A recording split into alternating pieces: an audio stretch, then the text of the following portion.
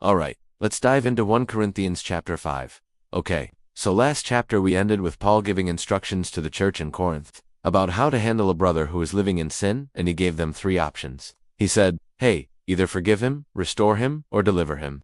And then at the end of chapter 4, he kind of implies that they didn't do any of those things, because he says, you are to completely avoid such a person. If he refuses to eat with you, better for him. If he is arrogant, look him up high, for we are lowly, that is, if only for a short time. So chapter 5 verse 1, Paul opens up by saying, it is actually reported that there is sexual immorality among you, and such immorality as even pagans do not practice. So this is pretty bad. This is like the major leagues of sin here.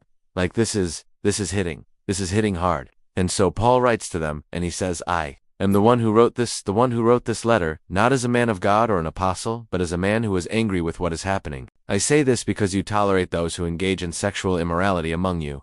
So basically, what Paul is saying here is like, listen, I could be writing this letter and being like, oh, I'm an apostle of Christ. I'm a servant of the Lord. But no, I'm writing this letter as a man who is absolutely disgusted by what is taking place in the church in Corinth. And then he goes on in verse 2 to say, for I have already given you an instruction on this matter, just as I would also remind you now, that if anyone is practicing sexual immorality, if it is among you, that person should not be allowed to be in fellowship with any of the saints. So this is that third option that Paul said, hey, you need to do one of 3 things. You need to forgive, you need to restore, or you need to deliver, meaning you need to excommunicate. And so that's what he's saying here in verse 2. Then in verse 3, it talks about the fact that they probably are going to ask the question, well, what about the person that committed the sin? Are they not saved? And Paul says, but among you the immoral person is known, that is, the person who has committed this sin. So do not be deceived. Evil company corrupts good habits.